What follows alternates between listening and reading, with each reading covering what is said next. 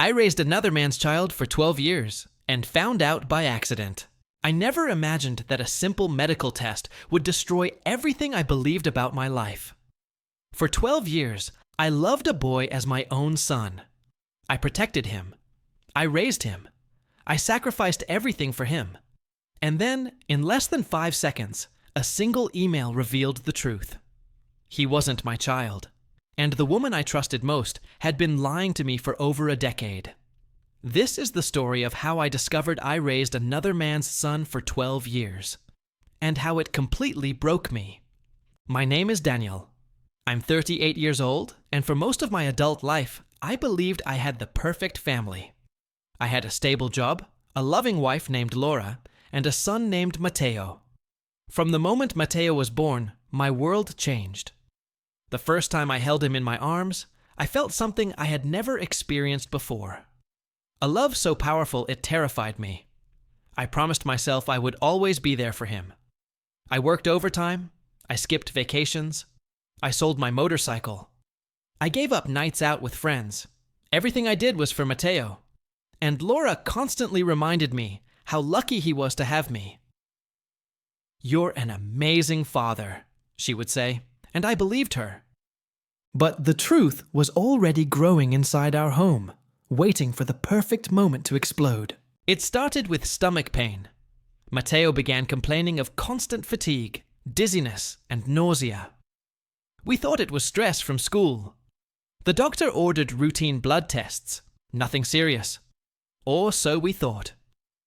A few days later, the doctor called. He said some values didn't match and wanted to repeat the tests. Then he requested blood samples from both parents. I didn't think twice. Until I sat in his office and saw his face change. "Are you absolutely certain you're Matteo's biological father?" My heart stopped. That single question shattered 12 years of certainty. The doctor explained that our blood types were genetically incompatible. Biologically, it was nearly impossible for me to be his father. I demanded a DNA test. 2 weeks later, I opened the email inside my car. Probability of paternity, 0.00%. I stared at the screen for what felt like hours. My hands shook, my chest burned, and my entire reality collapsed. But the worst part wasn't the betrayal. It was realizing I was about to lose the boy who called me dad. That night, I confronted Laura. I didn't scream. I simply showed her the result. Her face went pale. She began shaking. Then she confessed. She had an affair with a coworker named Andres for 3 months. She admitted she suspected Matteo wasn't mine from the beginning, but she stayed silent because she was afraid. Afraid I would leave. And I did. That same night. But that was only the beginning of the nightmare. 3 weeks later, I received a message from an unknown number. "This is Andres. We need to talk." He admitted he knew for 6 years that Matteo was his son, but stayed silent to protect his career and Laura's marriage. Then he said something that made my blood boil.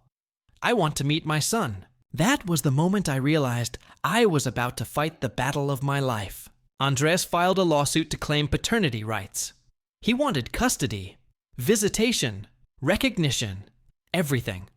I sold my car, used my savings, hired the best lawyer I could afford. The courtroom was brutal. His lawyers painted me as an obstacle, a fraud, a man who stole a role that wasn't his.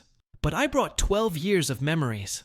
Photos, videos, school records, medical forms, every proof that love had raised that child. Then the judge asked Matteo the question that would change everything. "Who do you consider your father?" Matteo looked straight at me. "Him," he said. I broke down. The courtroom went silent. The judge ruled that although Andres was the biological father, I was the emotional and psychological parent. I kept shared custody. Andres received limited supervised visitation. I won. But it didn't feel like victory. 3 years have passed. Matteo still calls me dad. We remain inseparable. He knows the truth. But he also knows that real fatherhood is built with love, not DNA. Blood may create life, but love creates family. And no test in the world can erase 12 years of bedtime stories, scraped knees, birthday candles, and whispered prayers. Because a real father is not the man who creates a child. It's the man who never walks away.